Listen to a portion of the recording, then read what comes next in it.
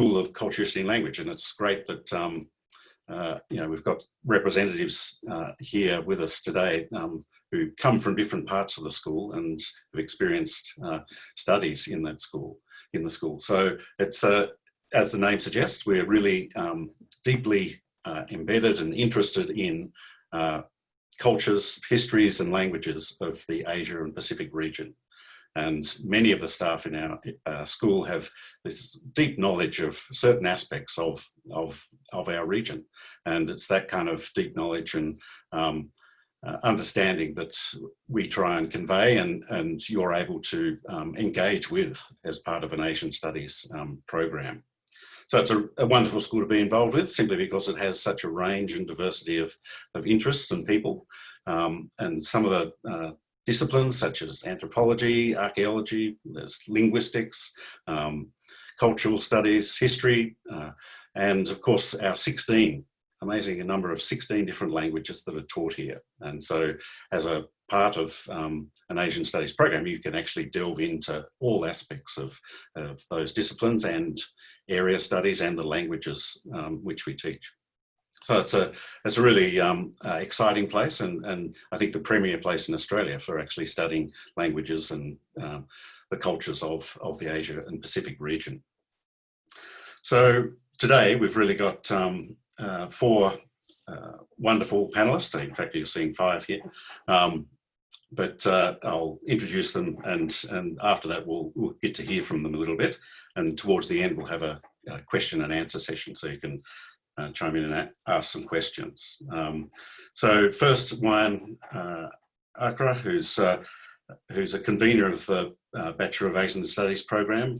Wayan has been in our school for many years and is a linguist and works across the Papuan region and Indonesian region.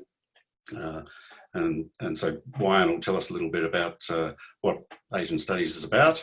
And Carol Hayes is in the Japanese program, has a deep knowledge of teaching Japanese and the literature of that region. And we've got Dana here as well, who's really alumni of our school, and will be able to tell us a little bit more about her experience and what it's been to her. And Lyndon, who's also part of the student mobility group and does a lot of the sort of mobility and organisation of the students who come through the school. And Morgan as well, who's done a lot of work with sort of outreach and telling the story about Asian Studies at our school. So welcome to all the panellists, and welcome to everybody who's attending today. So really I'll want to sort of hand over and start the conversation with the panellists, and I'll start with Wayan and get Wayan to actually tell us a little bit about what studying Asian Studies in our school is all about. Thanks, Wayan. Thanks, Simon. Good morning, everybody. Thank you for attending this online session on Asian Studies. I'm Wayan Arka from Indonesia. I'm the convener of the Bachelor of Asian Studies program. As the convener, I want to give you a broad overview of the programs in terms of 2 points. First, some context of what it means to have a degree in Bachelor of Asian Studies, or to add Asian Studies in your degree, talking about interdisciplinary opportunities here.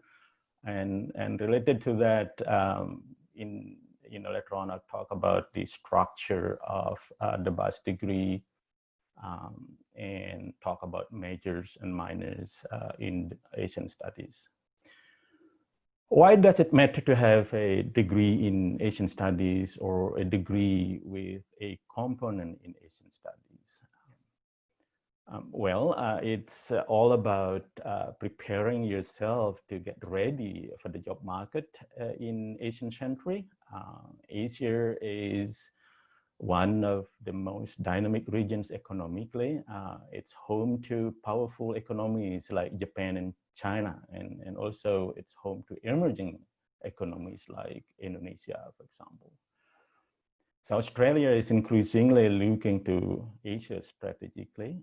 Evidence for this, for example, comes from the Australia's trade partnership with Asia, worth around 500 billion a year. So Australia needs graduates with deep knowledge about Asia, graduates who can speak a language, from Asia. And companies are now becoming more and more globalized.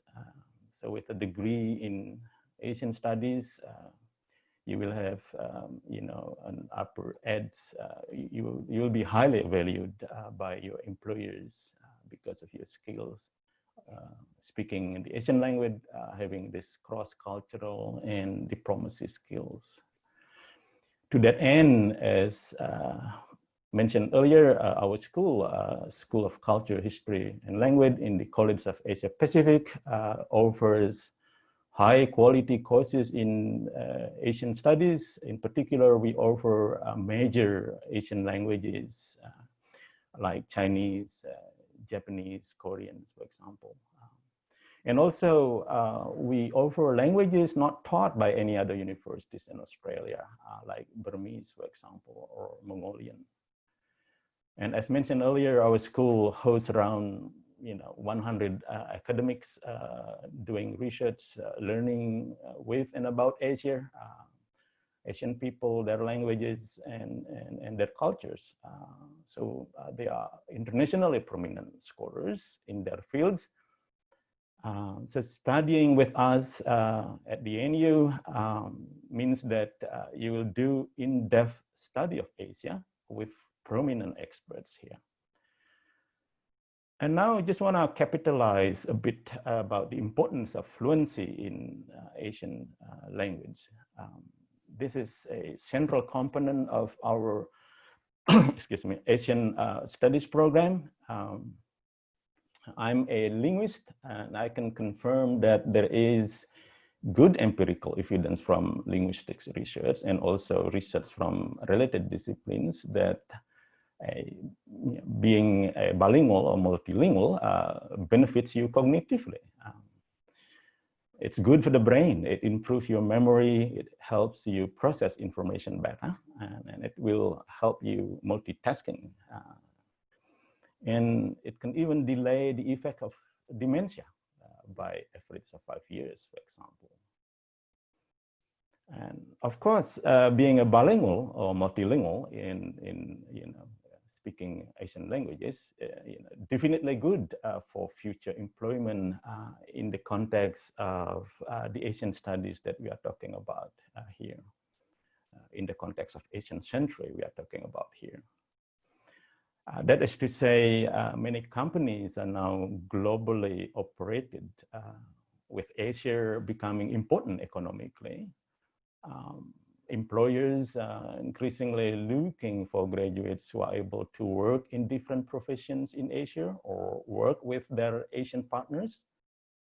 So having a degree in Asian studies with fluency in particular Asian language would give you, an upper edge in this job market.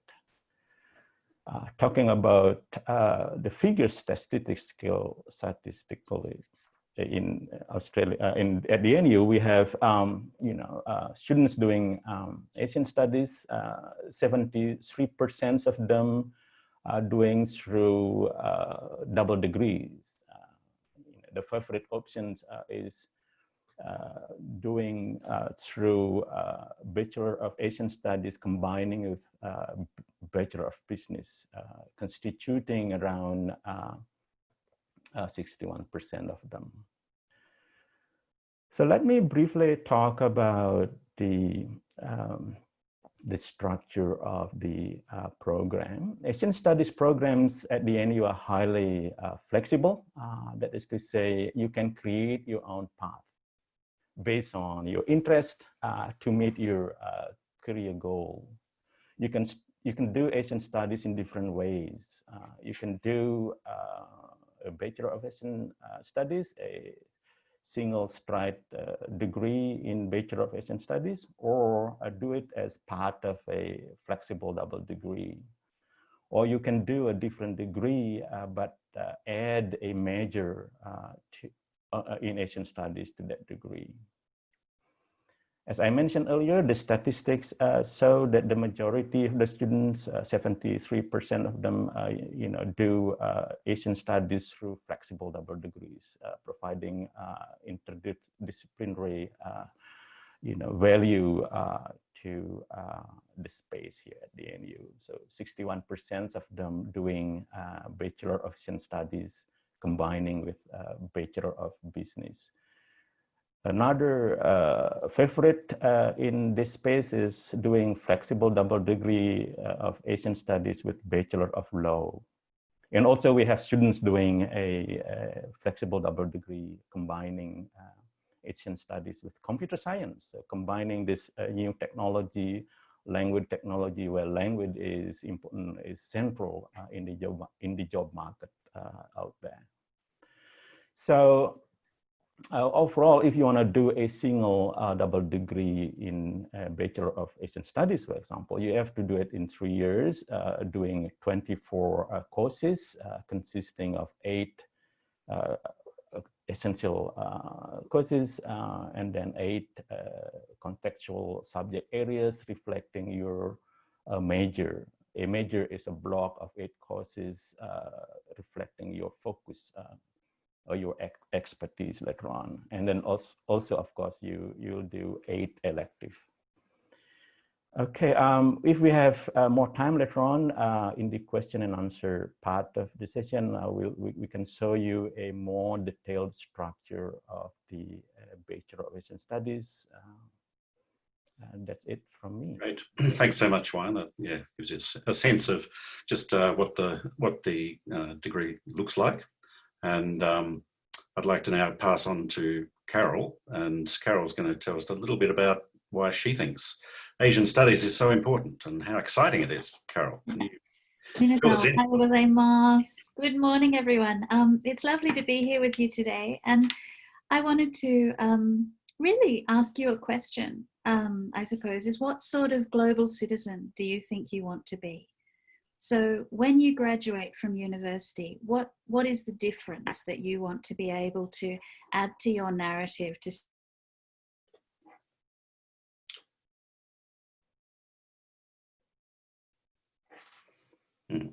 I think we might have some technical problem there. Technical problems. Technical difficulties. Carol, are you there?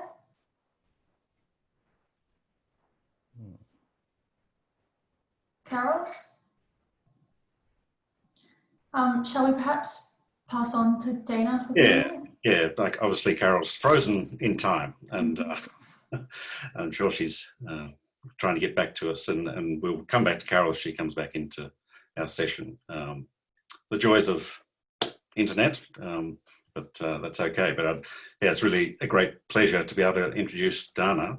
Dana Trossell's one of our alumni, and I guess to a certain extent, this is the perfect segue from what Carol was going to say, I think, to what really Dana is going to really tell us about is her experience and what she's gained from coming in through this program.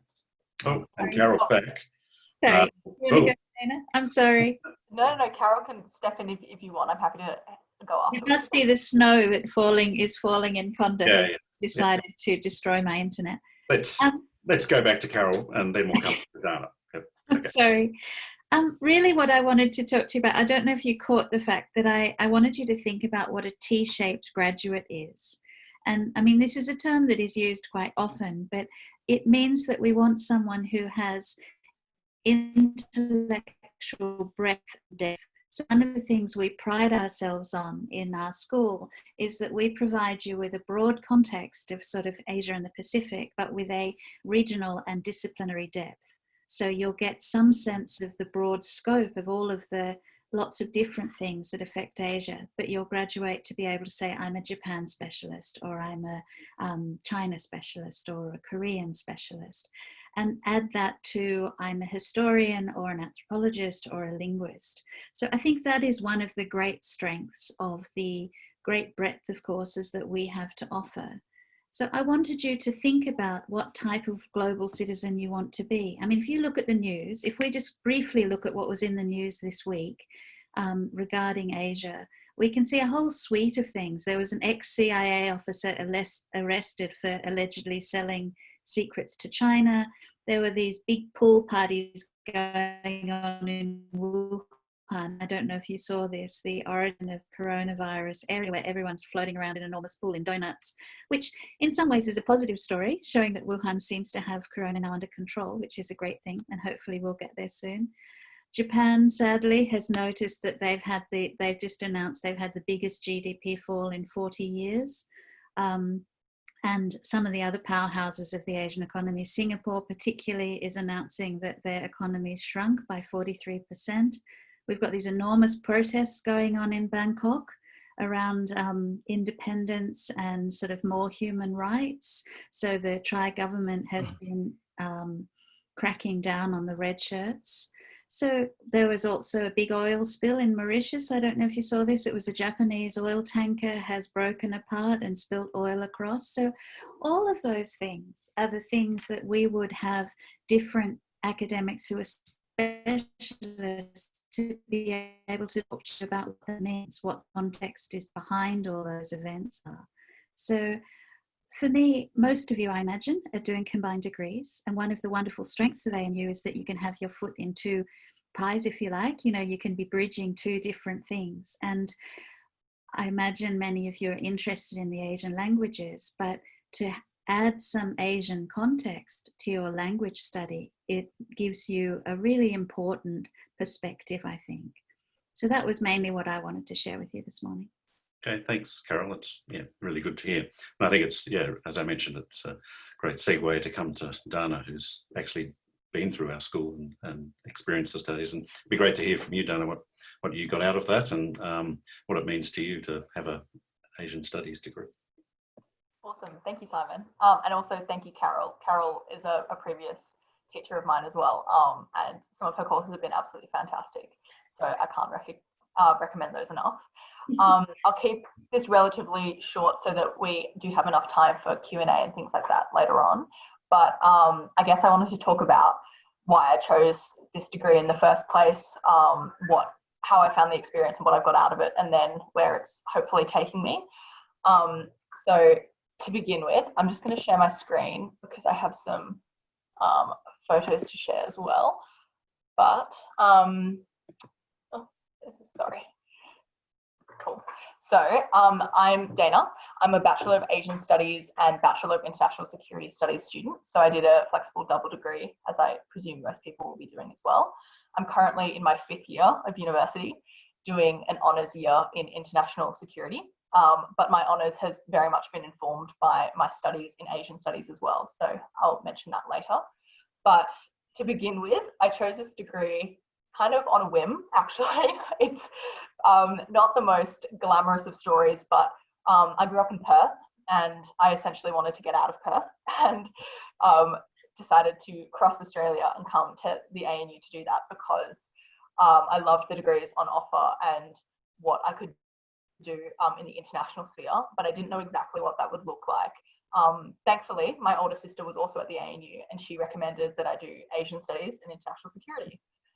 Having had a few years at university, she knew that these kind of languages were so important and she'd had friends who had gone on exchange and done amazing experiences because of these degrees. So as a result, I very much just took her word for it and jumped right in. And I'm really, really thankful that I did that because it has taken me across the world, really. And I've got so much out of it at ANU and overseas. So I couldn't be more grateful for having made that choice. Within my Bachelor of Asian Studies, I have a focus on Indonesia. So I've majored in Indonesian language and culture. And that was something that I hadn't studied before I came to uni. So it can be a bit overwhelming choosing these kind of subjects and choosing something that you don't have prior experience in. But I'm here to tell you that absolutely do it. Pick a new language, pick a new study, jump into something that you haven't tried before. I started Indonesian as a real beginner. I didn't know how to say 1, 2, 3 before I got to university. And I'm now fluent-ish, pretty much fluent. over the course of the last few years. And that's something that I think doing Asian studies allows you, that other degrees don't allow you as much. So one of the things I've loved about Asian studies is, like Carol said, that breadth of learning. So the ability to delve into different area studies, to delve into different things like history and culture and gender. There's so many amazing courses on offer.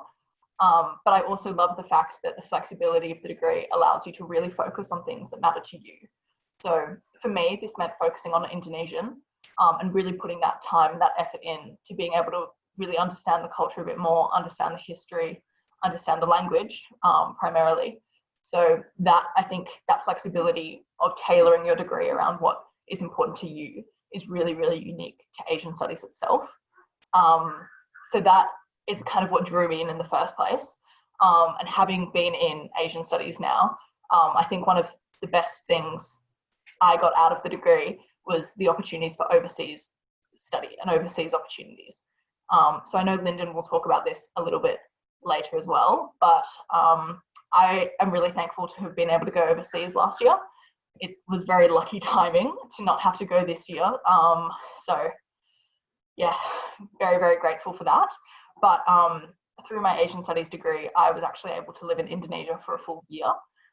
That's something that a lot of degrees might not allow you in terms of how many units you have to do at ANU because of compulsory units and things like that. But yeah, through Asian studies, I was able to do 2 full semester exchanges and live in Indonesia last year.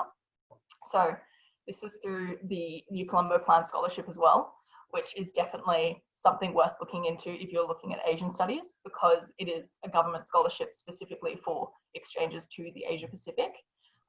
It essentially allows you to have a lot of financial freedom while you're over there, and be able to kind of take up a lot of opportunities that might have otherwise been closed off to you. So in my time in Indonesia, I did 2 university exchanges, one in Yogyakarta, where I studied language and culture, and I did a bit of Indonesian politics and Australian politics. And that was a really great segue into understanding Indonesia a bit more, because without living in a country, it's so hard to properly understand the language, to properly get those nuances of culture and history and have those friendships with people from that culture one-on-one. So that was something that the first semester really, really allowed me. I also got to travel a lot. So there's some photos here of me traveling around Indonesia and Southeast Asia more generally. So I got to go to Thailand, got to go to Malaysia. I represented Australia in a couple of different youth forums. And that was something that Asian studies allowed me, that kind of flexibility.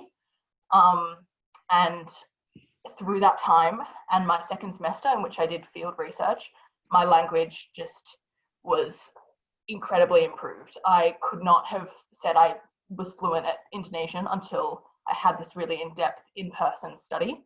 And I think that's something that's really, really amazing about Asian studies and about the College of Asia Pacific, is that support to study overseas and to be able to do these kind of experiences. So having been there, having really thrown myself into this culture, I can properly say I do understand a lot of those things.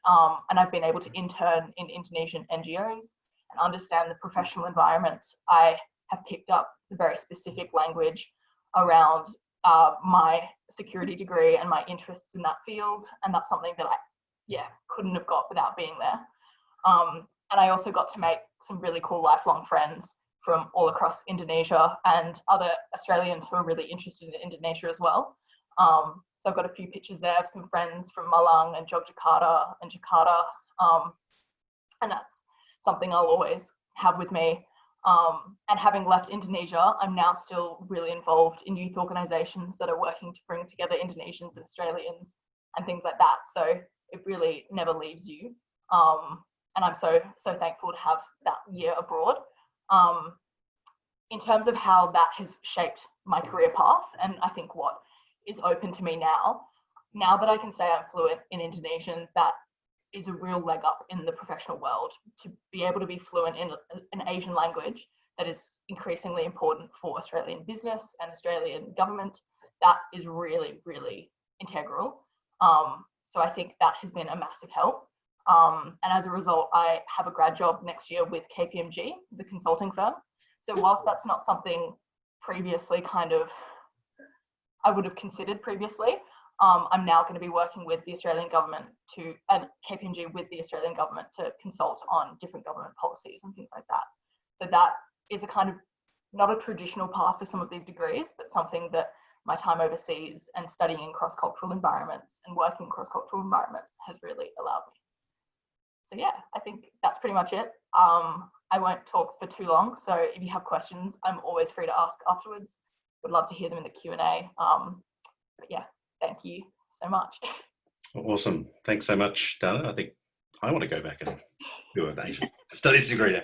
That's yeah, what a great experience. That's yeah, such a wonderful sort of example of what can happen if you do take on this challenge of doing a degree and bringing in all the amazing opportunities. And one of the people that can help you with those designing and working out the kind of opportunities that are presented to you here at ANU is Lyndon Isles, who's working with the CAP Mobility Group. And Lyndon, can you tell us a little bit about what you do and what the opportunities are for people to come to you and explore? So I'm in the College of Asia and the Pacific Student Mobility and Support Services team, and we're a team that is part of the College of Asia and Pacific Student Centre. So we call it the CAP Student Centre, and the CAP Student Centre is your one-stop shop for all advice as an undergraduate student. So if you have questions regarding your program, your study pattern, language proficiency assessments, enrollment guidance, how you might like to fit amazing experiences like Dana has had into your degree, then we do welcome you to contact us. There is our email address listed in the chat that you can reference. Our opening hours are Monday to Friday, 9 to 5. And once you are actually an ANU student, you can also drop in for appointments with us to talk about whatever you might like and seek any advice that you might need.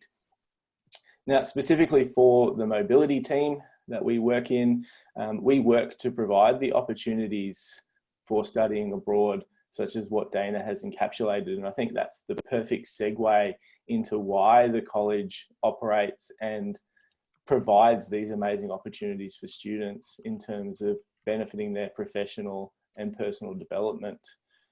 So the ANU College of Asia and the Pacific boasts for more opportunities than any other institution for you to live and study in the countries in the Asia and the Pacific. And the reason why that's done is that these particular experiences benefit your understanding of academic content through practical contextualization of the theory and study areas of your program. It also enhances your academic development through exposure to different learning methods, knowledge of research from other countries, and understanding different schools of thought in your discipline areas. So an example of the benefits of that is that it has been shown that participants in language study in country have greater oral proficiency outcomes than standard classroom studying. So being able to provide opportunities that are of benefit to students is one of our main priorities. We offer a variety of programs for you to consider from what we call long-term. So we have opportunities to study via exchange for a semester or a full academic year at one of the ANU institutional partners. We also have an amazing and very unique program called the Year in Asia, which adds an additional year to your study, but provides a fantastic opportunity to live in a country for a year where you'll study language, and you also have free study to look at any sort of discipline area that might be of interest to you. So that's to your standard undergraduate program. It's a fantastic opportunity to gain that professional and personal development during your time here at ANU. We also have amazing study tours, which are led by academics from ANU, where a group of ANU students will travel overseas and look at very specific applications for the theory that they're studying in a very practical context. They're typically sort of around 2 to 3 weeks and happen in the mid-semester breaks. So you might travel in summer or winter, and they would usually be the equivalent of one course at ANU. And my team also works on internship opportunities as well. So currently there's some fantastic internship opportunities available for students at various organisational partners for ANU as well. It's probably really important for us to comment on the impacts of COVID-19 on international travel at this particular point in time. I'm sure everyone is aware that international travel is currently restricted.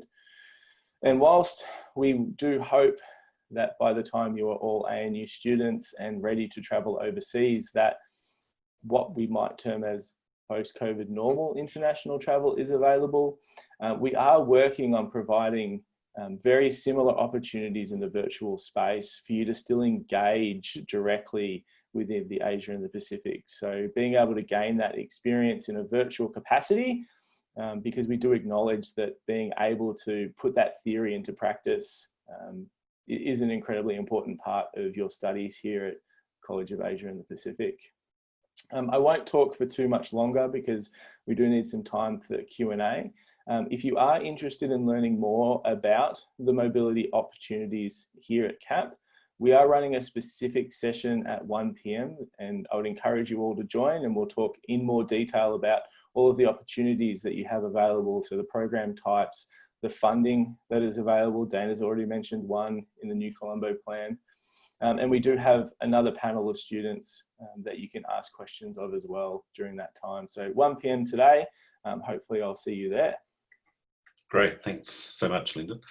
And I think now's the really good opportunity for people to ask questions, and we've already got some questions coming in, some of them being answered by text, but it'd be good just to hear an answer quickly. I guess there's one coming in from Ben about, so is it studying a language compulsory? Carol, I think you answered that, but to tell everybody again, perhaps? So it depends on whether, I mean, I've got some information I could share with you about the different structures of the degrees, but as Wayan mentioned earlier, if you're in a Bachelor of Asian Studies, there are 8 compulsory things that you have to do. And then if you're in a combined degree, so thinking about your degrees, if you're in a combined degree, you usually have 8 that is semi-compulsory in your degree, 8 that you have a bit of flexibility with, and then you've got 16 in your other degree. So in R8, in a Bachelor of Asian Studies, you have to do 2 foundation courses, 2 discipline courses, and then a minimum of 4 language courses. Now, the reason we only have this as a minimum is it depends on your proficiency. So some people who've done 4 or 5 years of Japanese at school may not, in fact, need to do a major in Japanese to get to the advanced level that Dana's at for her Indonesian now. So we wanted to have that flexibility there so that some people could in fact end up with perhaps only 6 courses in Japanese. They do their minor and then they go on an exchange to Japan and get the extra 2, but then they're left with the 2 extra courses. They could in fact do a bit of introductory Korean, or, you know, some of our Japanese students have done Indonesian and work with Japanese NGOs in the Southeast Asia. So there's lots of flexibility around that. But yes, in the Bachelor of Asian Studies, you must do a minimum 4 courses in a language. So I hope I answered that properly. Great, thanks, Carol. Beyond the text, we can have people verbally ask questions as well, I believe. So shall I answer the internship question? Yes, please do. Sorry. So Dana actually might be better answering this question, because did you do your internship via APIP? No, so with my internships, they were overseas. So that was something that was helped supported by the universities that I was at and things like that. So whilst you're over there, there's a lot of support for that. But Carol, I'm sure you know a bit more about APIP. Yeah. So with the New Colombo plan that Dana was talking about, embedded into that funding programs in different countries, there's often an internship component. We work closely with the, it's called APIP, the the Australian National Internship Program, who sort of hosted by the College of Arts and Social Sciences, but we do a lot of work with them. And that's where you can get a semester worth's course as an internship. And a lot of people maybe go and work with a parliamentarian, or go and work with some consulting company, or work for ASIO or something for 6 months. So one semester, and then you have to do a sort of research project. It depends a lot, again, on what type of degree you're doing. So say if you're doing a business, if you're in CBE and CAP, a lot of the students in CBE do a business internship, but with an Asian focus. So it's it's organized by both of their colleges. So they come out with course for 2 courses, if you like, one from their business school and one from us. So there is certainly opportunities for internships. And as Lyndon mentioned, some of these things are a bit difficult in a COVID world, but hopefully by the time you guys are here, we'll be so COVID free, it's not funny, and the world will be your oyster. Great, thanks, Carol. There's another question about Buddhist studies. Do we delve into that in any way here at ANU? So we do have a number of courses that fall into, I suppose it's Simon, in your anthropology and the history space. We do quite a lot of, in one of our literature courses, we also look at at some Buddhist texts, if you like, that are they religious texts, or are they in fact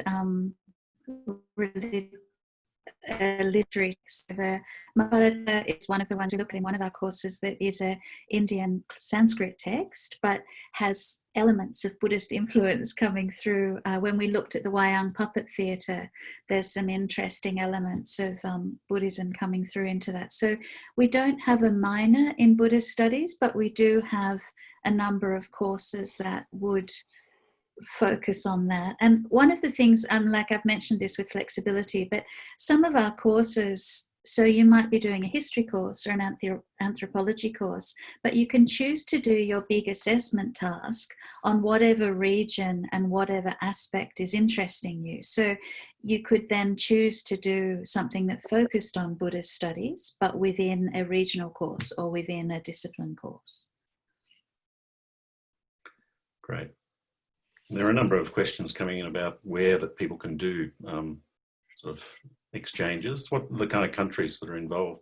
Lyndon, maybe. ANU currently has over 200 active exchange partners. So short answer is any country that interests you. Long answer would be any country that interests you, that allows you to study what you need to study for your standard study pattern progression, with a couple of caveats around countries that may not be suitable for travel, but essentially, any country is available for exchange or some type of other mobility program. There are some countries that it is a bit more difficult, like the Arab world, for example, is a bit more difficult to study in. So there are some programs. So, we obviously take your security very seriously, and we try to be as flexible and allow you to go to as many places as possible, but you have to recognise that sometimes certain events make it difficult for students to stay.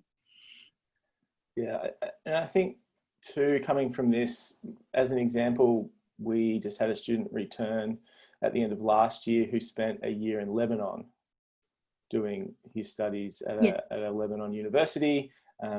And so if there is an interest and there is a way for you to safely participate in a program, then that would certainly be an opportunity. Yeah. Great. That's very good to hear. Any other questions coming in? Keep them coming.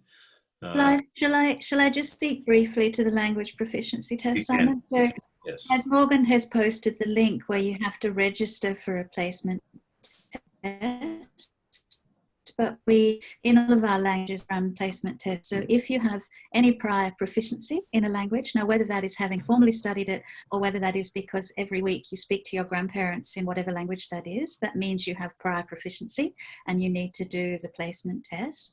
And it may mean that you still place into first year because you've not done, we move very quickly at university as compared to the programs in the high schools.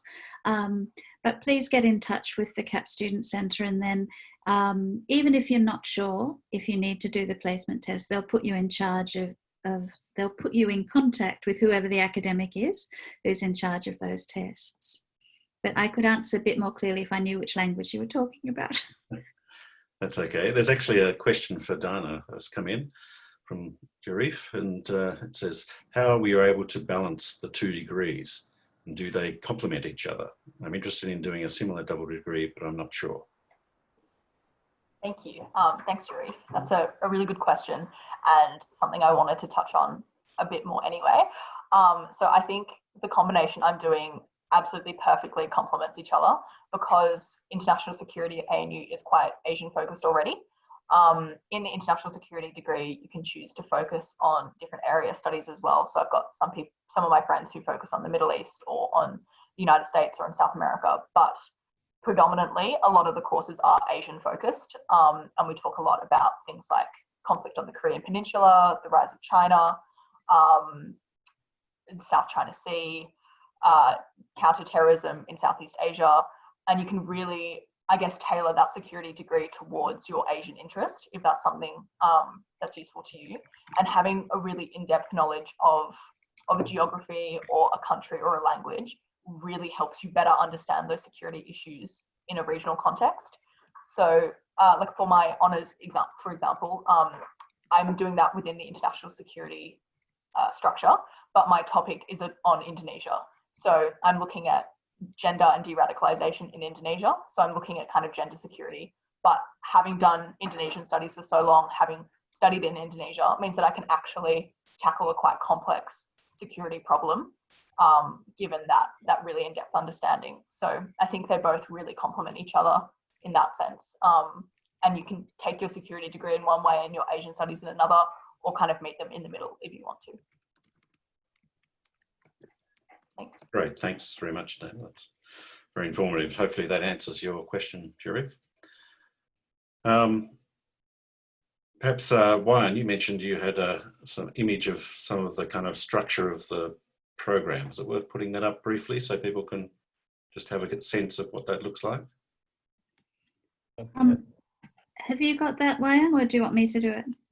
Okay, Yona, okay, let me see. I can just share my screen with it if you like, and you can speak through. Okay, okay, I have that just a moment. Okay. A bit of sharing the screen. Keep your questions coming in though. We can always answer them as we go. Okay, let me see. Okay. Can you see it now? Can you? Okay. Okay, just. Oop. So you're on slide 2, but it's okay, the same sorry. principle. So this is Doesn't really matter. Okay. Okay, now I think just use this one. I'm sorry with this problem.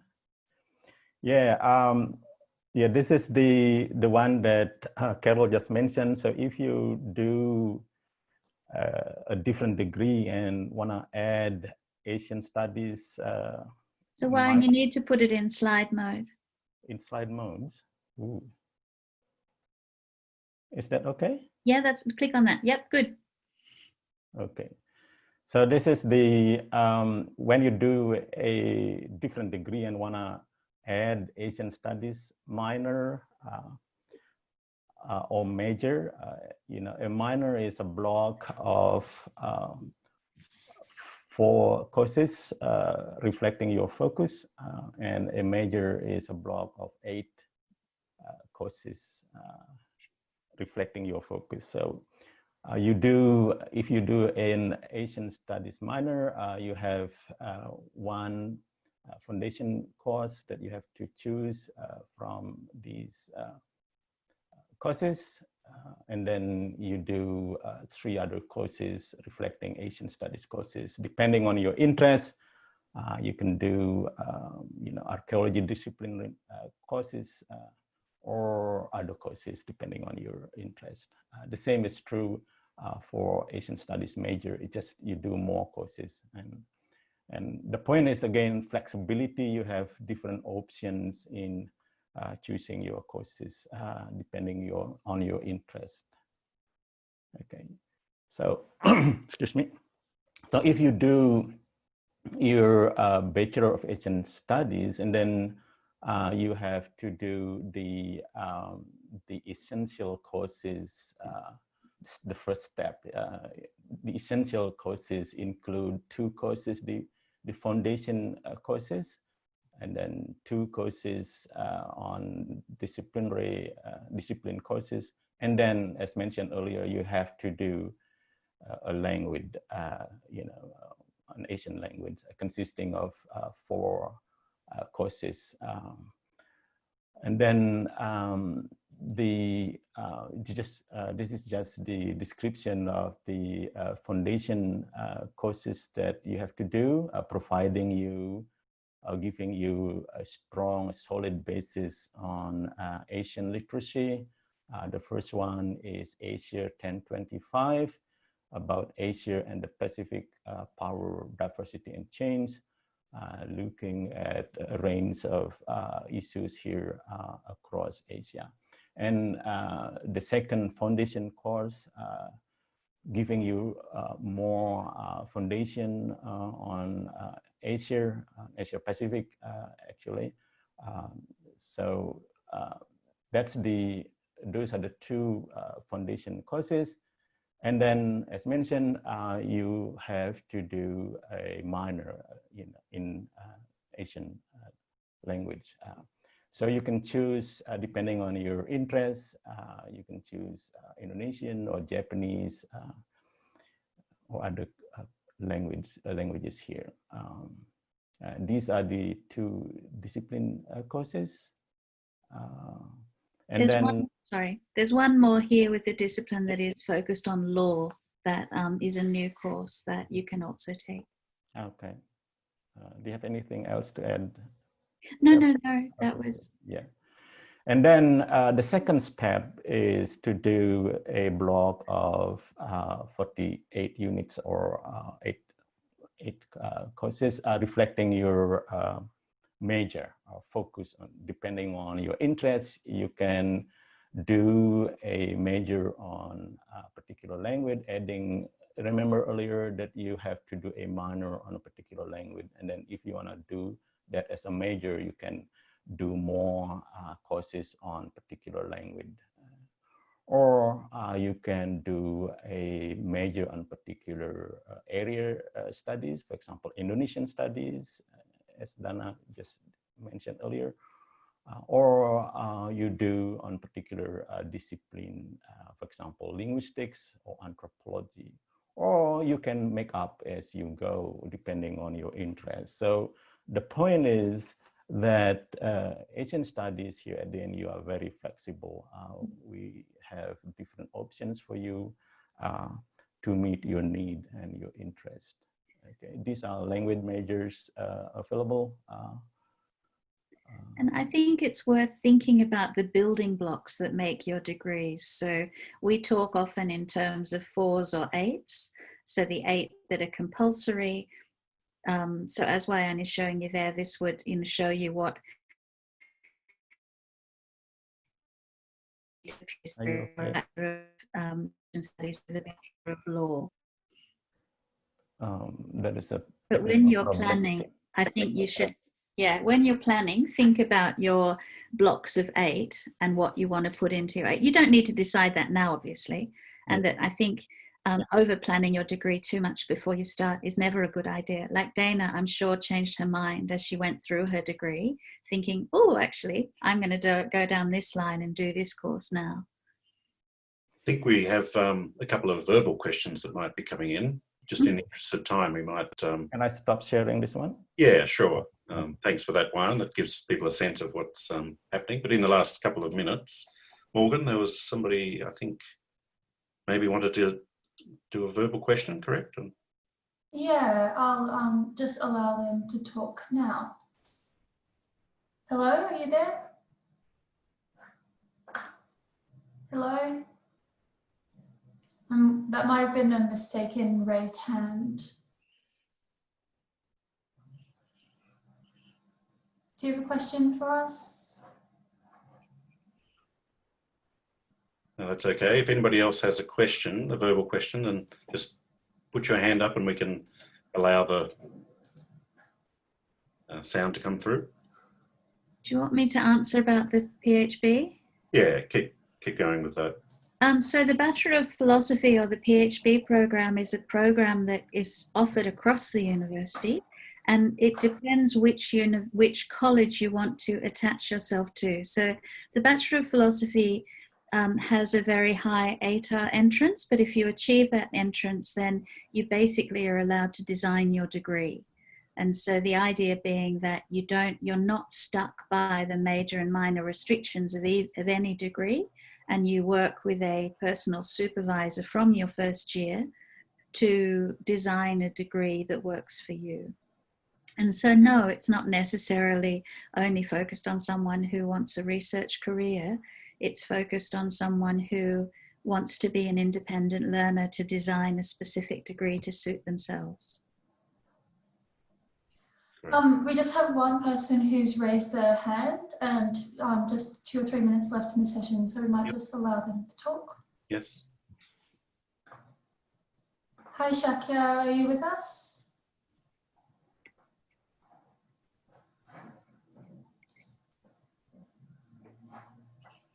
No? Okay, so I think the mic. are you there? Unmute your mic. You're muted, are you? I think the question may have been about Buddhist studies again, perhaps. Yeah. There was one question that I've just typed an answer to, but many of our students do 2 languages, particularly students who are doing perhaps the Bachelor of Languages and the Bachelor of Asian Studies. Then in the Bachelor of Languages, they have to do 2 languages, or many students who are doing a combined arts and Asian Studies degree do 1 language in their arts degree and 1 language in their Asian Studies degree. So yes, I would say a large number of our students end up doing 2 languages, though usually 1 is their major strength. Can I add on that quickly as well? I also did 2 languages. So I minored in German, which was in my international security. So there is the kind of possibility as well, if you have like 1 Asian language and 1 non-Asian language, to have that in your second degree and things like that, which can help kind of keep a broader approach if you have done a language previously and wanted to keep up something like French or Spanish, but also wanted to do an Asian language as well. So it's definitely flexible and they definitely help you, support you through that. There's a lot of kind of language groups and things, so you can keep both of them at the same time. Great. Thanks very much. I think we're coming to a close, but I just ask Lyndon if you can just repeat what other sessions are coming up today and that people might be interested in attending. So we have the mobility specific session at 1 p.m. today. There's been a lot of questions about the languages as well. There is a specific session about CHL language studies tomorrow at 2:30 p.m. So that's another opportunity to learn more about our languages. Great. Okay, thanks so much for everybody coming in and listening and answering questions. It's been a really interesting session, and particularly thanks to our panelists, Wayan, Carol, Lyndon, Dana, Morgan, and particularly Dana for such a lovely summary of the kind of experience she's had and still having, I guess, in terms of doing honours, but also all the great opportunities. So yeah, it's great to come here. I'd encourage you all to really give it some strong thought, and we'd love to welcome you in person at some point in the future as students in an Asia Studies program. So thank you all so much and have a lovely day. Bye. Bye.